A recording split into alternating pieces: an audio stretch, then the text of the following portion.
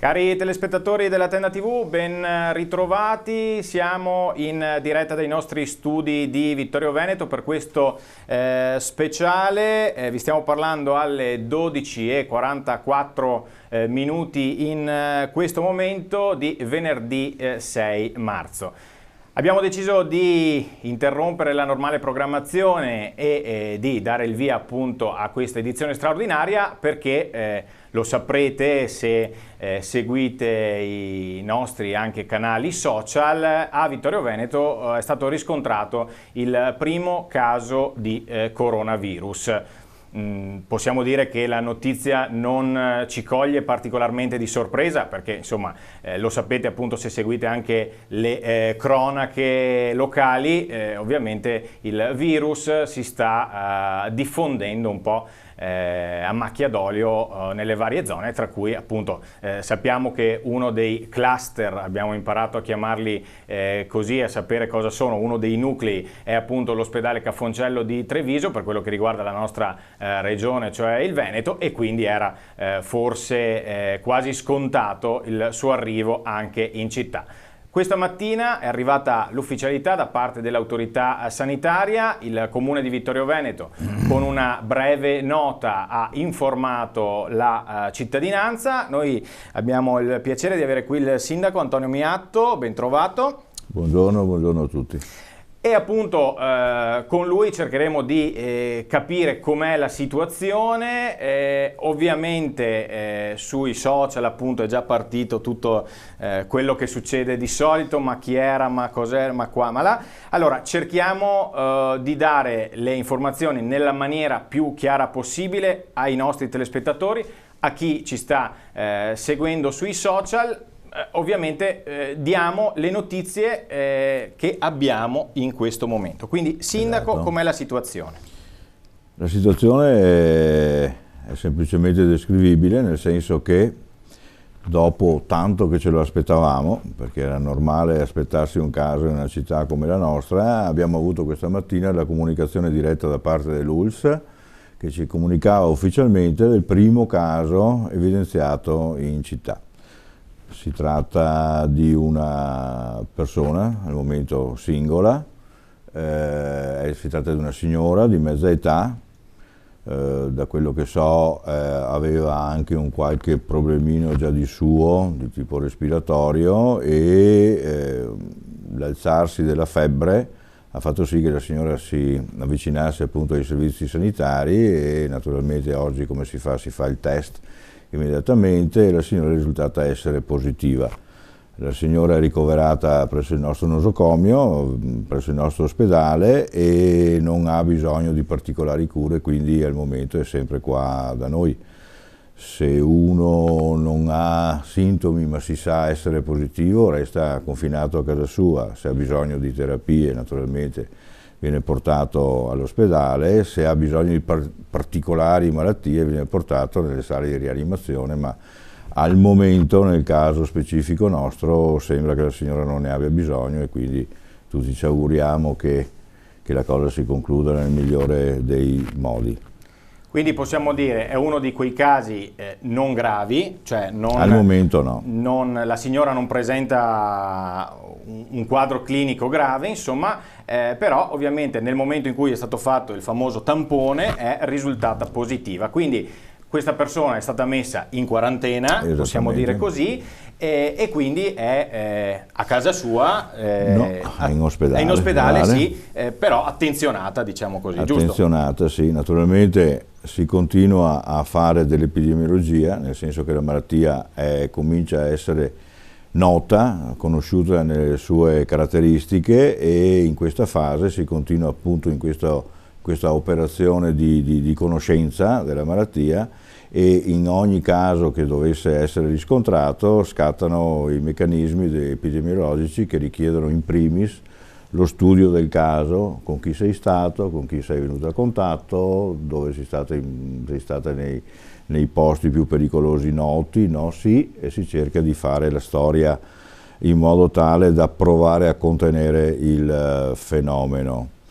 Secondo me ormai sembra essere abbastanza chiaro che il virus è molto diffuso.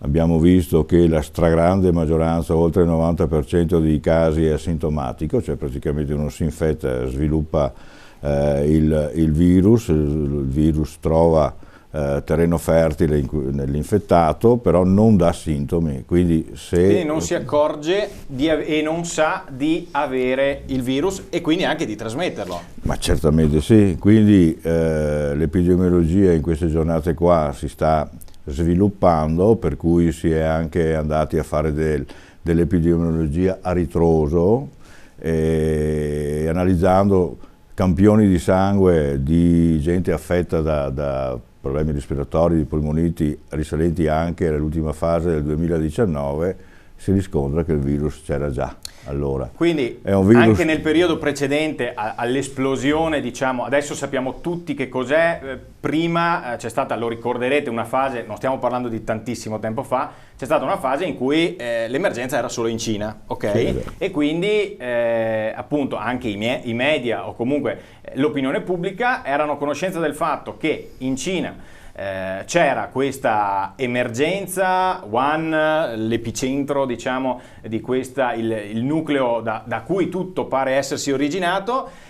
Invece man mano che si continua a studiare questo coronavirus e man mano che appunto i casi continuano a fioccare sul nostro territorio, ci si accorge che in realtà anche già da parecchio tempo girava qui nel nostro territorio, magari solo che non lo sapevamo, giusto? Esatto, infatti non dando malattia, lui è libero di muoversi e infettare la gente, si presume, si spera che ogni infezione, ancorché non visibile, generi anticorpi e quindi praticamente una vaccinazione automaticamente estesa alla popolazione.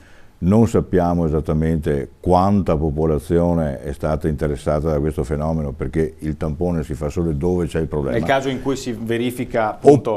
Oppure se non c'è il problema, sulle persone più vicine a quello ammalato effettivamente con sintomi, e quindi cresce il numero degli infettati, ma presumibilmente questo numero è ben più alto perché il virus, non facendosi riconoscere, ha avuto modo di diffondersi nella popolazione. Cioè potenzialmente in questo momento anche io e lei potremmo avere il virus, o potremmo aver avuto il virus. Io giusto? Ho fatto una strana influenza di 7 giorni e normalmente in 24 ore sono sempre riuscito, vabbè che invecchio anch'io, ma voglio dire, normalmente in breve tempo si risolveva, invece è stato un qualcosa di stranamente più, quindi nulla vieta che tutti noi possiamo averlo già avuto senza saperlo. Questo è un motivo anche di consolazione, di rassicurazione alla gente, nel senso che è giusto tutto quello che si sta cercando di fare, cioè di diminuire le occasioni di infezione,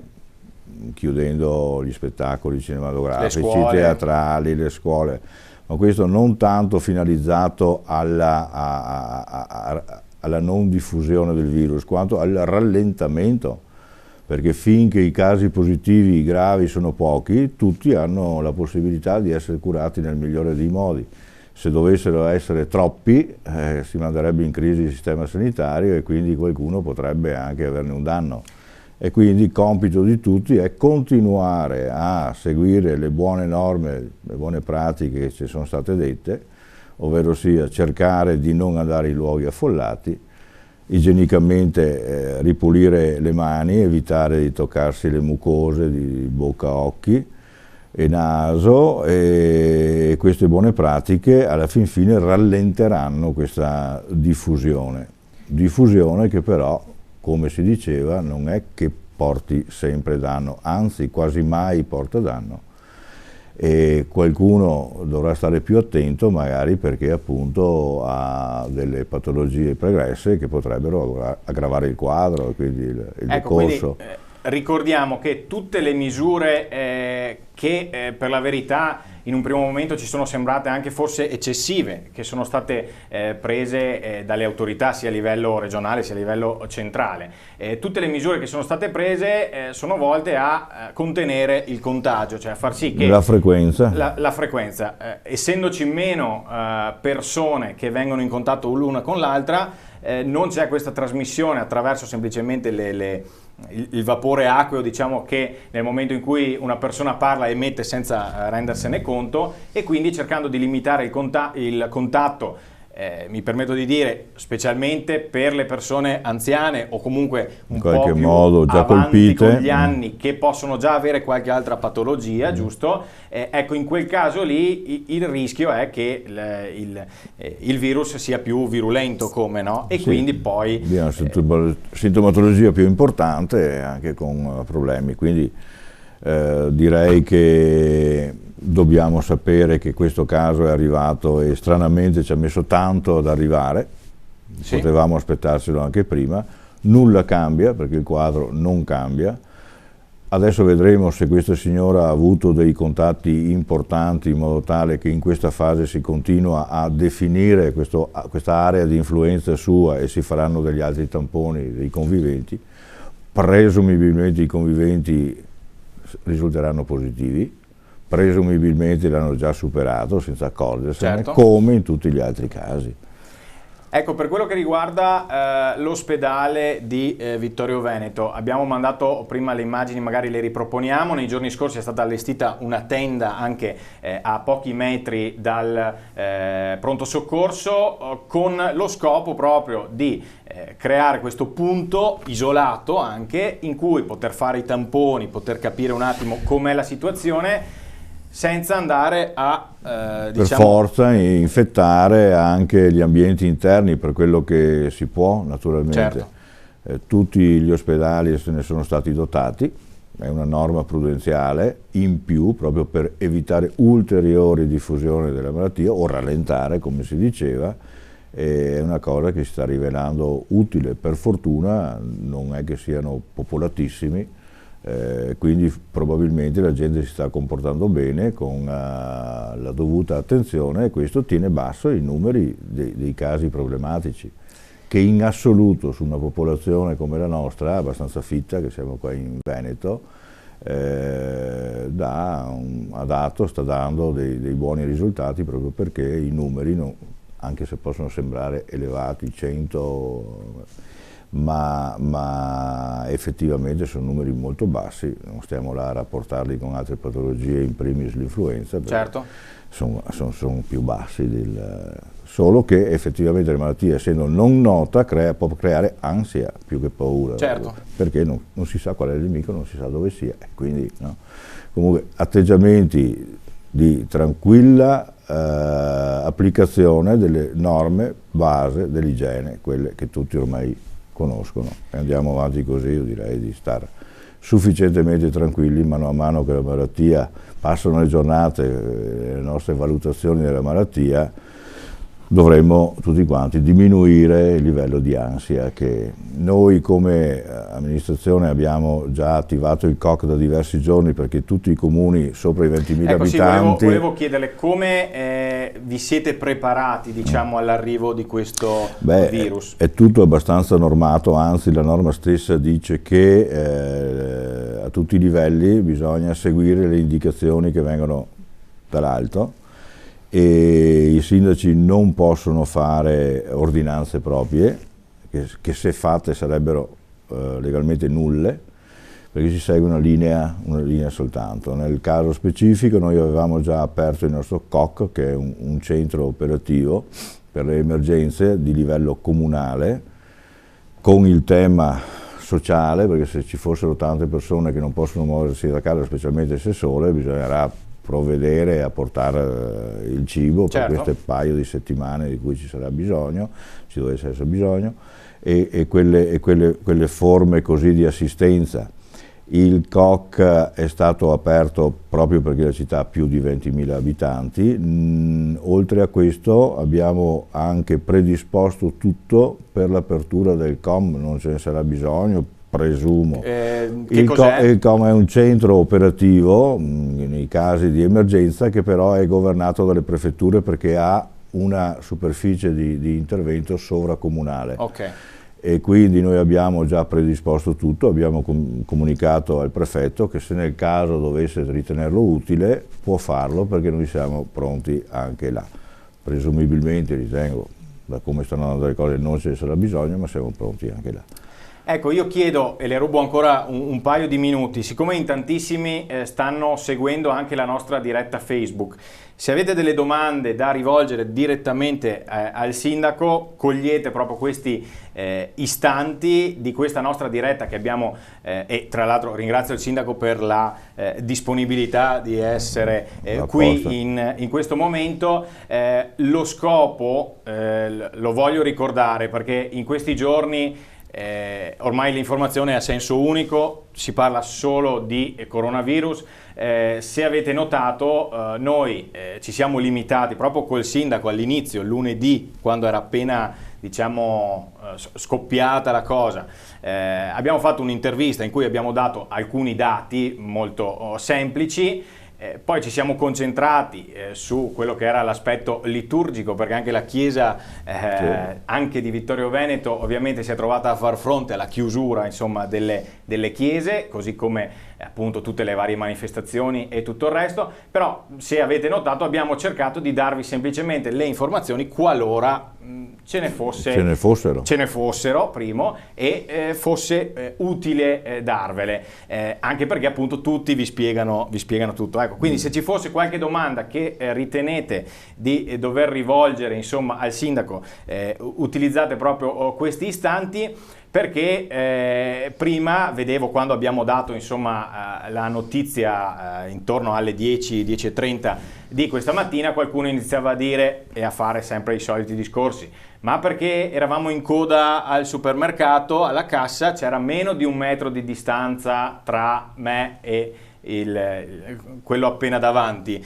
È ovvio, credo, e magari chiedo conferma anche al sindaco, è ovvio che si possano creare un po' delle anomalie date da queste misure, che però sono del tutto straordinarie, giusto? Quindi certo. Come rispondiamo a questo? Perché per esempio i supermercati, i centri commerciali sono aperti? Beh, i centri commerciali sono aperti, come fin da subito anche i mercati rionali, cioè tutti quei mercati ordinari, come dice la norma che ne è sortita, non si possono chiudere, cioè gli approvvigionamenti bisogna tenerli. Proprio come si diceva prima, certo. Non è possibile fermare il virus. Noi dobbiamo cercare di diminuire le occasioni di infezione, perlomeno nelle cose dove è possibile, quindi le scuole, i teatri, le messe, cioè tutti i funerali addirittura, no? Certo. Che uno magari non ci pensa. Diminuendo quelli abbiamo rallentato. È chiaro che se quel signore che non trovava 1 metro davanti stava 1 metro più scostato, era compito suo quello di stare più lontano certo. dalla persona davanti. Ma però sono così tante le occasioni per cui ci si ritrova vicini che è impossibile azzerare la possibilità di trasmissione del virus. L'importante è diminuire le occasioni, diminuire i momenti utili al virus per diffondersi. Alla fine avremo un risultato finale che è quello di un minor numero di casi gravi, non un minor numero di casi.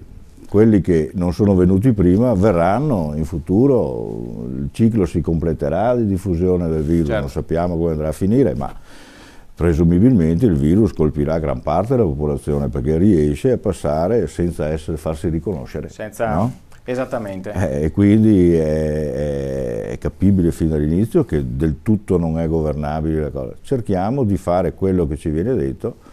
I ragazzi sono a casa, poi magari vanno al bar da soli, no? Sono tutti assieme, ma non importa, intanto abbiamo diminuito. Il risultato addirittura finale c'è. Leggevo, e dopo ci sono anche un po' i paradossi, no? Leggevo una notizia in questi giorni di una fabbrica che ha aperto un asilo per i dipendenti, ma allora se gli asili sono chiusi appunto per non far stare insieme i bambini, bisogna stare attenti, diciamo, a non cadere poi nelle contraddizioni. Sì, anche nelle banalità, certo. Insomma.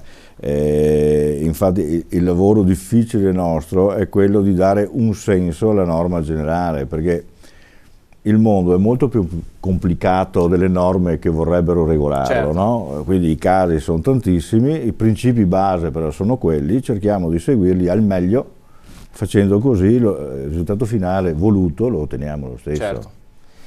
Sempre oggi appunto la notizia, per parlare un po' anche di queste ultime notizie che si susseguono ormai così, pare che il virus in Lombardia sia arrivato dalla Germania e non dalla Cina. Quindi, ecco, poi, ho letto un articolo scientifico proprio ieri facendo della retrospezione epidemiologica, se poi si vengono anche a trovare certi particolari, ma è dappertutto, in tutta Europa, solo che sono un po' più furbini di sono noi. più furbi non... Sì, la gente che doveva andare in ferie invece che venire in Italia va in Slovenia telefonando prima: ma voi avete casi? No, siamo puliti, basta che non andiate in Italia e il mondo è fatto così, no? Certo, ma certo. C'è anche un altro fattore che dispiace però, che gli italiani non credono alle autorità. Se tu fai passare il messaggio state tranquilli, alla fin fine il rischio non è più elevato di altre malattie, si svuotano i supermercati. No, sì, cosa che è successa effettivamente la domenica. Il non credere alle autorità è una cosa che succede qua. Siamo molto reattivi e soprattutto tendiamo a pensare con la nostra testa, con la varietà di teste che poi esistono, certo. No? E quindi con risposte del comportamento medio della gente magari sì, poi non attese. Ognuno si erge a virologo o quant'altro. O dietrologo? Sì, ecco, dovevate fare così, dovevate fare colà. No, allora, ricordiamo, per chi si fosse messo in ascolto sia sul nostro canale televisivo sia su Facebook in questo momento. Vi stiamo parlando all'ora di pranzo di questo venerdì 6 marzo perché a Vittorio Veneto è stato riscontrato il primo caso di coronavirus.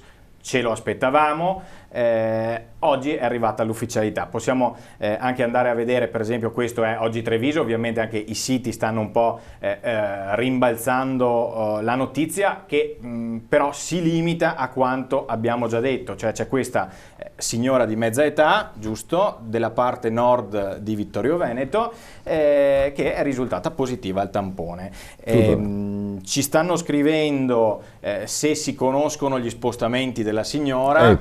Stanno accertandoli adesso perché, appunto, come si diceva, la prima cosa che si fa dopo aver messo la persona ammalata nelle condizioni di essere curata è quella di sapere da lei e dai suoi familiari, venire a conoscere, fare una ricostruzione dei movimenti e venire a sapere quali sono le persone che presumibilmente sono venute a contatto.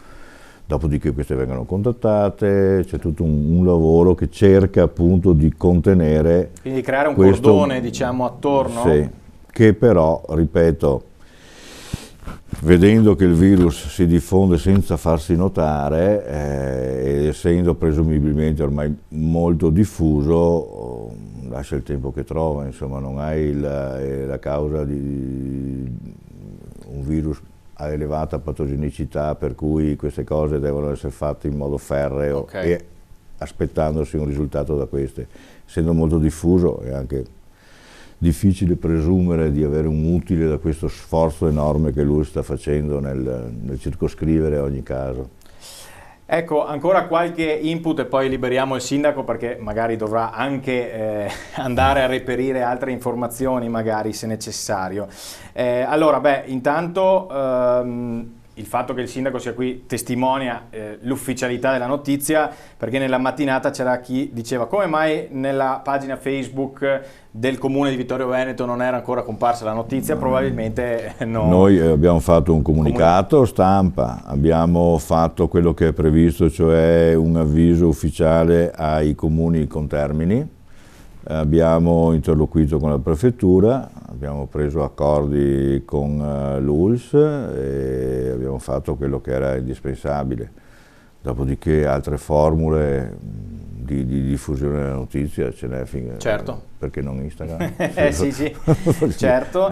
E altra cosa, in un primo momento c'era chi pensava che questo caso facesse riferimento al caso di qualche giorno fa di Conegliano, o meglio, nell'ospedale di Conegliano per persona di Orsago, che pare essere passata per l'ospedale di Vittorio Veneto, ma se non sbaglio è passata a inizio gennaio e quindi anche come tempi non ci saremmo, giusto sindaco? Sì. E comunque non è quello il caso, insomma. No, è proprio un caso autoctono nostro qua, la cui provenienza, la motivazione si cercherà di appurarlo proprio per studiarlo epidemiologicamente e cercare di contenere questa fonte nota. Certo. Ultima domanda, con uno sguardo un po' rivolto verso il futuro. Sarà studiato un piano per rilanciare il turismo sul territorio dopo la chiusura, alla fine, insomma, di questa emergenza da coronavirus? Sappiamo che ovviamente tutte le chiusure di cui abbiamo parlato hanno un impatto diretto e immediato sull'economia della nostra città, del nostro territorio. Fortunatamente le fabbriche, le aziende non sono chiuse, ma c'è tutto un comparto come quello del turismo, ma non solo, dei servizi commerciale, dei servizi o esatto, dei turismi, che ne sta già risentendo già da gravemente ora. Anche. Che cosa si sente di dire ai commercianti, agli esercenti vittoriesi? Che la nostra amministrazione ha già preso in mano l'argomento e cerchiamo di trovare una qualche forma di sostegno. È abbastanza complesso farlo, anche perché bisogna fare le cose abbastanza logiche, quello che si può naturalmente. Lo Stato dichiara di intervenire, e quindi se interviene lo Stato dandoci la libertà di muoverci o addirittura finanziando le operazioni più utili per il nostro territorio, chiaramente potremo esprimerci meglio sull'argomento. Dovendolo fare con le nostre poche energie, ci stiamo pensando per farlo. Faccio un esempio: un comune anche grosso ha deciso per mesi 3 di togliere la tassa di soggiorno. Okay. Io ritengo che questo sia una banalità. Cosa toglie la tassa di soggiorno su turisti che non ci sono? Certo. Sì. Cioè, presi dalla disperazione qualcuno si inventa qualcosa, ma io preferisco... Sì, bisogna forse fare una cosa più organica, giusto? Qualcosa di più organico, più utile effettivamente a cercare di tamponare al meglio i danni, che sono notevoli i danni. E poi ci sono anche, faccio un esempio, agenzie turistiche. Il governo ha detto che i turisti che non possono più fare il loro viaggio devono essere risarciti. Ma le assicurazioni per causa forza maggiore non risarciscono. Non coprono, sì. Allora la gente arrabbiata va all'agenzia pretendendo che sia l'agenzia a risarcirli. Così come il tema di tutti i viaggi di istruzione, tutti i viaggi di istruzione per esempio, anche lì le agenzie si trovano le famiglie hanno dato degli anticipi che sono andate alle ditte che dovevano fare il trasbordo, le quali dicono ma la mia assicurazione non mi copre perché è causa forza maggiore.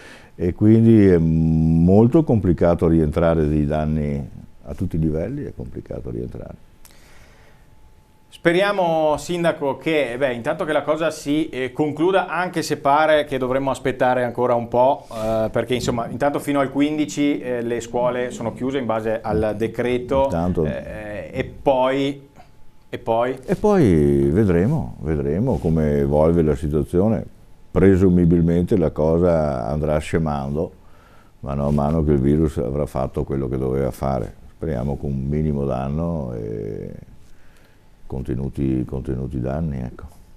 Voi come giunta amministratori di Vittorio Veneto vi siete sentiti questa mattina? Chiaramente. Anche gli altri come hanno tutti se l'aspettavano, tutti si augurano che la signora torni felicemente a casa, come augurio di tutti. Quindi questo è l'augurio alla signora e ai nostri telespettatori. Ribadiamo ancora una volta, mantenere la calma. Calma e gesso, seguire le indicazioni e presumibilmente ne verremo fuori bene. Grazie Sindaco per essere stato qui nei nostri studi, grazie veramente. Allora noi andiamo avanti con la diretta. Intanto chiedo a Davide di liberare appunto dal microfono il Sindaco e dare spazio tra poco a un altro ospite che appunto verrà a farci compagnia in questa edizione straordinaria. Lo ricordiamo, primo caso di coronavirus a Vittorio Veneto, è stata contagiata una donna e sono appunto scattate immediatamente le misure per creare questo cordone, come si diceva poc'anzi col sindaco, appunto cordone sanitario, diciamo, attorno alla signora e capire quali sono gli spostamenti e appunto per cercare di arginare la cosa. Ecco, stiamo facendo un po' un cambio un po' al volo qui nei nostri studi. Intanto vi abbiamo proposto prima i siti, abbiamo visto oggi Treviso che appunto riportava la notizia, abbiamo visto, questa invece è la tribuna di Treviso. Poi magari tra poco con il Gazzettino andremo a vedere anche una panoramica un po' più ampia su quello che è il Veneto, ma appunto dateci qualche istante di tempo appunto per far sì che tutto, ecco qua, che si sistemi. Allora, lo ricordavo anche prima, abbiamo deciso come Tenda TV, come emittente, l'avrete notato se ci seguite ci avete seguito anche in queste settimane e soprattutto nell'ultima settimana, abbiamo evitato di creare trasmissioni eccetera ad hoc quando non ce n'era bisogno e soprattutto quando lo stavano facendo anche tutti gli altri. Abbiamo ritenuto opportuno darvi le informazioni base così come sono all'ora di pranzo di questo venerdì 3 marzo per comunicarvi che anche a Vittorio Veneto c'è il primo caso di coronavirus.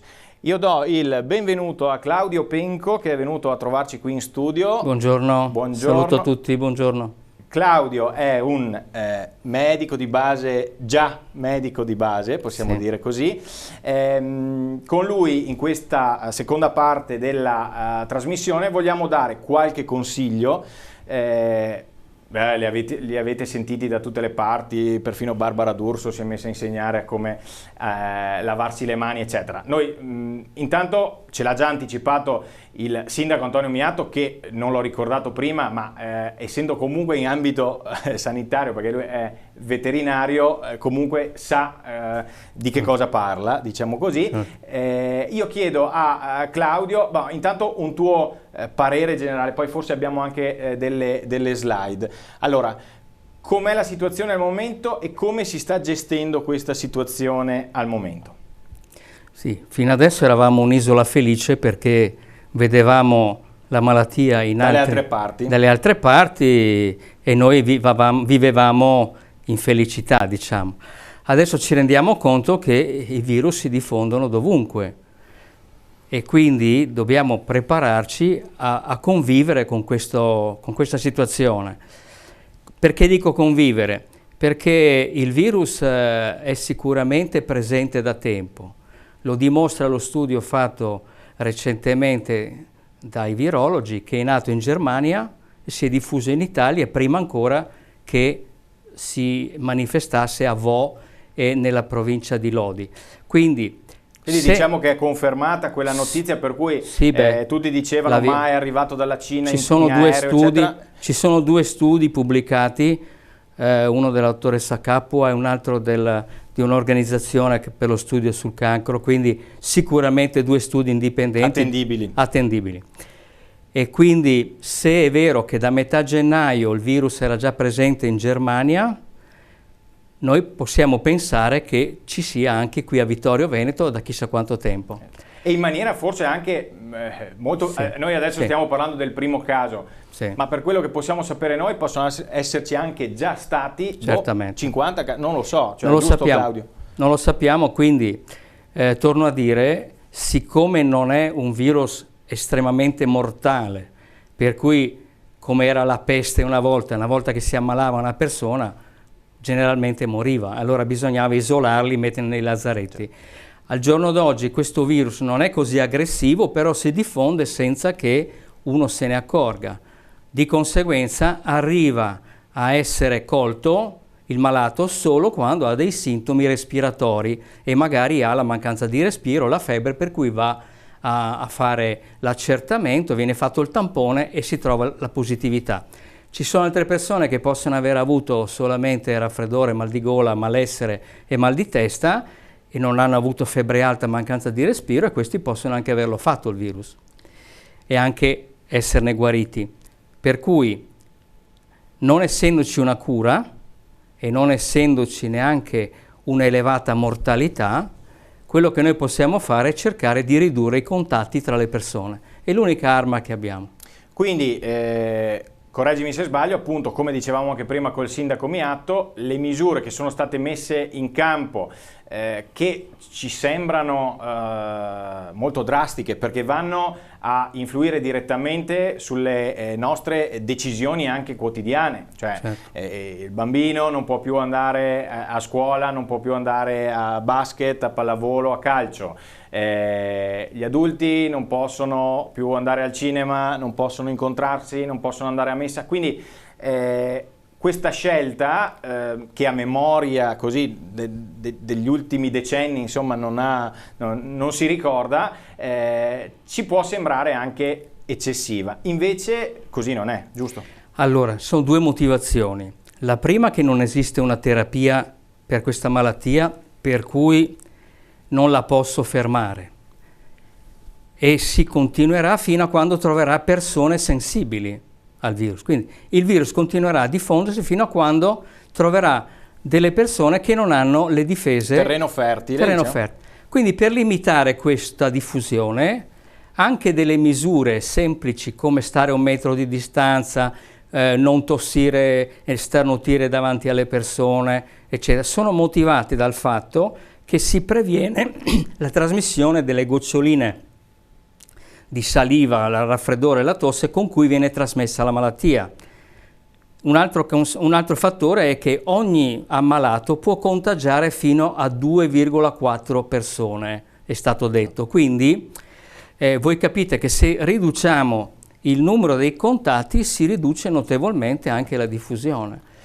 No, se faccio un paragone, se tu hai un incendio di un bosco e sai che non hai l'elicottero che butta l'acqua, non hai tanti pompieri, che cosa fai? Ci scavi attorno all'incendio, ci scavi una trincea e lo isoli, e un po' alla volta cerchi di spegnerlo. E lo stesso avviene con questa malattia. Ecco, so che ci hai portato Sì.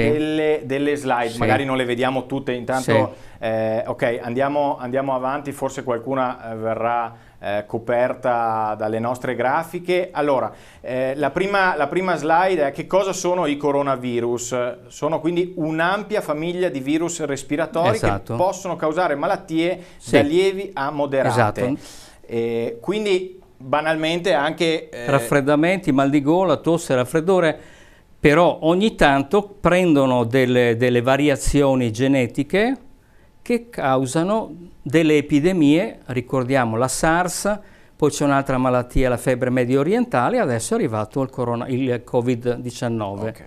No? Sempre ci sono state queste mutazioni genetiche nei virus, gli stessi casi di influenza lo dimostrano, e noi abbiamo per esempio 3 virus influenzali che stanno circolando, l'H3N2, l'H1N1 e il tipo B, e tutti questi sono nel vaccino. Quindi abbiamo preparato negli anni dei vaccini che prendessero tutti e 3 queste varianti. Lo dimostra il fatto che la nostra sensibilità all'influenza è molto ridotta in chi si vaccina. Lo stesso succede per il coronavirus. Ha avuto una mutazione genetica e questo ne ha aumentato l'aggressività e la diffusibilità. Ecco, trasmissione all'uomo. La trasmissione del virus Covid-19 avviene attraverso, come abbiamo già detto, il contatto diretto da persona infetta a persona sana. Sì. Poi, mediante le famose goccioline del respiro, che si possono trasmettere con la saliva, con la tosse e oppure con gli starnuti appunto delle persone infette, mediante le mani contaminate, ed è per questo che in questo periodo tanti vi stanno dicendo lavatevi spesso le mani durante la giornata, perché se voi portate le mani alla bocca, naso o occhi potete appunto essere affetti da questo coronavirus. Ogni contagiato può trasmettere il virus a 2,4 sani. Ecco, forse è questo uno degli aspetti, cioè che l'alta contagiosità di questo coronavirus, esatto, giusto? Questo è una delle sue caratteristiche, ed è per questo che vengono prese in questo momento queste misure così drastiche, perché si dice: se in massa tutti ci fiondassimo al pronto soccorso o in ospedale, ma paralizzeremo tutto. È corretta questa mia semplificazione? Sì, da un lato sì, dall'altro non dimentichiamoci che se accediamo tutti ammalati al pronto soccorso, si ammaleranno anche i medici, gli infermieri e troveremo degli ospedali senza medici, senza infermieri. Certo. Se non preveniamo questa diffusione. Quindi anche il consiglio alle persone che hanno febbre e tosse di rivolgersi prima telefonicamente al proprio medico di famiglia e dopo, eventualmente, sentito il medico, di chiamare il 115, certo, il 112, il 118 o il numero regionale, è per questo motivo. Perché anche semplicemente recandosi al pronto soccorso, fermandosi in sala d'attesa, si può contaminare persone sane. Certo. Ecco perché hanno fatto le tende al di fuori del pronto soccorso per ricevere le persone in un ambiente protetto e isolato. Certo. Andiamo avanti con un'altra slide. Intanto abbiamo visto più volte le immagini delle tende appunto che sono state allestite fuori dall'ospedale di Vittorio Veneto. Adesso voi leggerete poco. Gravidanza e allattamento. Non è ancora noto se avvenga la trasmissione verticale, cioè dalla madre al feto. Qui entriamo un po' nel tecnico e nel dettaglio. Quello che sappiamo è che questa influenza, tra virgolette, ci fa più paura delle altre perché la conosciamo poco, giusto Claudio? Esattamente. Andiamo avanti. Con che sintomi si presenta il coronavirus? Principalmente tosse secca, febbre, mal di testa e debolezza. Ok. Questi sono i sintomi principali. Chiaramente se il virus arriva alle vie respiratorie inferiori compare la dispnea, cioè la mancanza di respiro e anche una prostrazione più forte della semplice stanchezza, cioè ti manca il fiato anche alzarti dal letto, camminare. Ecco. Questo è un sintomo di malattia polmonare. Ecco, prima di dare un'informazione errata, e ne stiamo parlando insieme, in una delle slide precedenti c'era scritto il sindaco non viene trasmesso il virus non viene trasmesso da portatori sani. È corretta questa cosa oppure no? Allora, le direttive dell'Organizzazione Mondiale della Sanità dicono che non è possibile un contagio, una trasmissione, trasmissione da un portatore sano, ma solo da un ammalato. Okay. Che dopo l'ammalato abbia pochi sintomi, capisci? Ok, quindi questo... Però se io sono un portatore sano non dovrei avere nessun virus in corpo, cioè, okay. Capito? Però da ammalato a persona sana, questo sì. Questa era stata un'ipotesi per giustificare la diffusione, come mai tanti casi, allora hanno sospettato che potesse esserci la trasmissione dei portatori sani, perché esiste in natura la possibilità che vengano trasmesse malattie dai cosiddetti portatori sani, ma in questo caso l'Organizzazione Mondiale della Sanità, visti anche i dati della Cina, hanno confermato che non avviene in questa modalità, ma solo da malato a sano. Ok, così abbiamo chiarito anche questo aspetto. Come sospettare, cioè come fare a capire se si è in presenza del coronavirus o meno? I sintomi sono simili, come abbiamo anche già detto, ad altri virus respiratori. Quindi come si può sospettare di averla o non averla? Beh, se siete stati in viaggio in zone di malattia o comunque anche nelle zone anche qui del Veneto in cui adesso la malattia è presente, potreste avere potrete essere entrati in contatto con il virus. Sto cercando di usare le parole con attenzione perché ribadisco questo nostro appuntamento straordinario è fatto semplicemente per parlare in maniera calma, pacata e tranquilla, senza titoloni o sensazionalismi, di quella che è la situazione al momento in particolare a Vittorio Veneto, ma il virus, insomma, abbiamo capito che si sta diffondendo un po' dappertutto. Quindi, come sospettarla? Contatto con persone risultate ammalate, come appunto dicevo pochi istanti fa. Sintomi di febbre e tosse, questi ovviamente sono abbastanza generali e riguardano anche l'influenza, quella normale, insomma, certo, possiamo dire così, e mancanza di respiro, giusto? Sì. Difatti, i criteri che sono stati dati a noi medici per cercare di distinguere chi fosse ammalato da Covid-19 rispetto a un'influenza erano proprio la provenienza da zone di contagio oppure il contatto diretto con persone già risultate malate. Quindi in questi casi, se la segnalazione veniva fatta appunto al medico di base, il consiglio che veniva dato era di due tipi, è di due tipi. Se hai solamente febbre ma stai abbastanza bene, 48 ore a casa in isolamento. Se hai dei sintomi di mancanza di respiro, febbre alta, allora chiamare il 112-118. Quindi... Perché non esiste un altro criterio attualmente se non la provenienza da una zona di malattia o il contatto con una persona malata. Quindi appunto nel momento in cui c'è il sospetto, sì, scatta. Si telefona, prima sì, di tutto si telefona, dopodiché verrete guidati, insomma, qualora esatto, aveste questi sintomi, insomma, e chi è dall'altra parte dell'apparecchio capisse che voi avete contratto o potete aver contratto il virus, parte, diciamo, tutta una procedura, giusto? Esattamente. Claudio?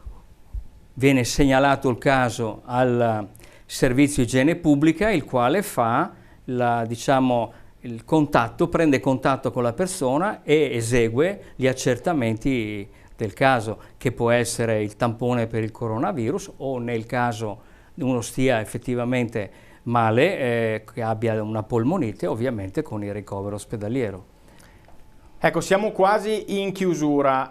Nella slide che vi proponiamo adesso, terapia. Non esiste una terapia specifica e mi permetto di ribadire, forse è proprio per questo che ci fa paura, ok? Perché non abbiamo l'antidoto sostanzialmente e quindi i consigli sono appunto, qualora si riscontrasse, riposo domiciliare e antipiretici. Esattamente. È giusto? È questo che ci fa paura? Cioè il nocciolo della questione è qui? Ma sì, da un lato il fatto che non esiste una terapia, per cui se esistesse ipotesi un farmaco antivirale sicuro, saremmo tutti andati in farmacia a comprarlo. Certo. Non esistendo ancora un farmaco antivirale sicuro, non ci resta che difenderci con le armi che ci dà la natura, quindi con il riposo, con una corretta alimentazione e con sintomatici antipiretici nel caso della febbre. Ovviamente nel caso di una polmonite, si fa ricorso all'ospedale, viene curata in ambiente ospedaliero. Ecco, questa è un po' una panoramica, diciamo, anche dal punto di vista medico-scientifico. Ricordiamo, per chi si fosse messo in ascolto in questo momento, abbiamo qui ospite in studio, dopo aver avuto il sindaco Antonio Miato, abbiamo Claudio Penco, un amico della Tenda TV, già medico di base, quindi tanti vittoriesi lo conoscono. Abbiamo chiesto a lui un po' di informazioni, appunto, dal punto di vista un po' più tecnico, un po' più di chi è abituato a convivere comunque e a studiare anche i virus. Prima di chiudere andrei un attimo sulla home page del Gazzettino, andiamo un attimo pure giù un attimino, che così diamo i numeri. Sono le 13:30 passate da qualche istante scendi ancora Davide, grazie, del 6 di marzo. In questo momento i casi di contagio passano da 459 a 488 in Veneto, mentre gli altri sono, quelli in rosso, sono in Friuli Venezia Giulia. nuova vittima a Treviso, ma adesso appunto tutti i siti e tutti gli organi di informazione vi aggiornano minuto dopo minuto con questo countdown, diciamo, ecco. Noi ci limitiamo a dare la notizia appunto del primo caso a Vittorio Veneto, consci che probabilmente tra qualche ora o domani o fra qualche giorno ci sarà il secondo, il terzo, il quarto, eccetera. Claudio, in conclusione, ribadiamo forse fino allo sfinimento le buone prassi da adottare, oltre al fatto di stare dentro casa, che cosa fare in questi giorni. Intanto non farsi prendere dal panico, numero uno, giusto Claudio?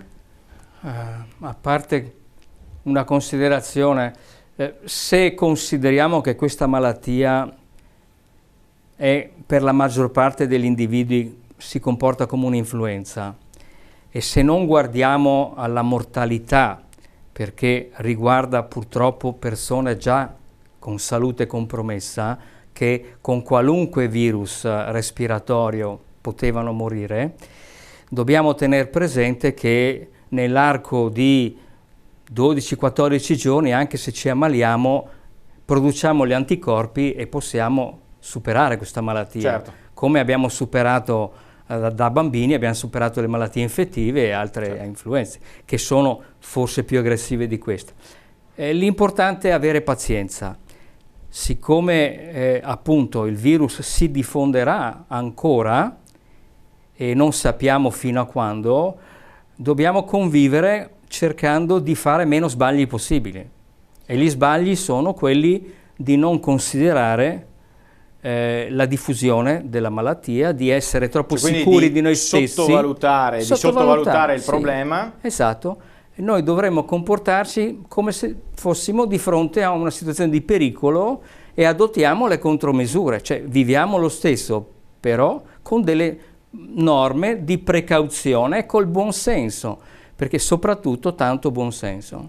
Ecco, io ti ringrazio Claudio, ringrazio anche tutti coloro i quali ci hanno seguito in questa edizione straordinaria in un orario appunto per noi insolito, e salutiamo anche le persone che appunto io sto seguendo, ci stanno guardando e ci hanno scritto grazie per averci dato queste informazioni, diciamo, molto scarne, molto semplici, appunto come dicevo prima. Claudio, grazie per essere stato qui e grazie per le informazioni e grazie per le slide che ci hai fornito.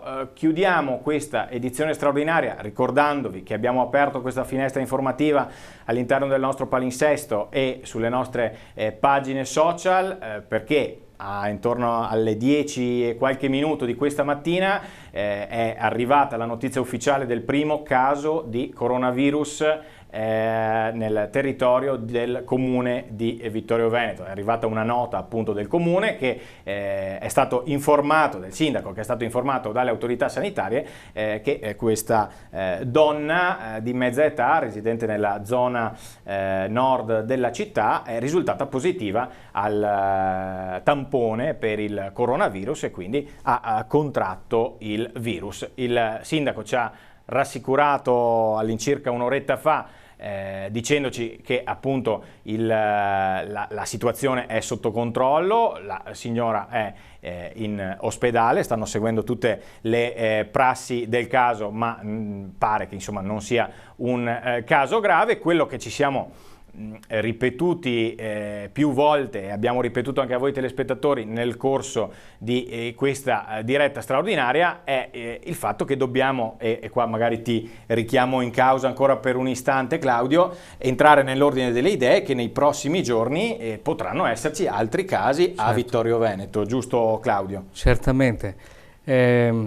La differenza tra la situazione di Vo e la situazione di Vittorio è che a Vo si era creato un certo numero di contagi velocemente, per cui è stato un cluster e li hanno sigillati.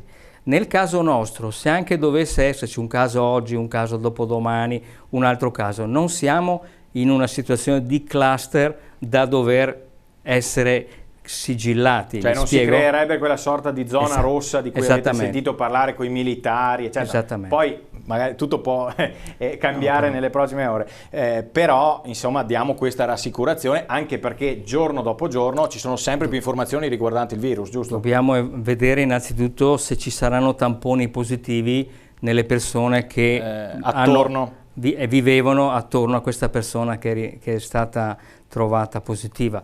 Tutti questi dati poi faranno decidere le autorità sul da farsi.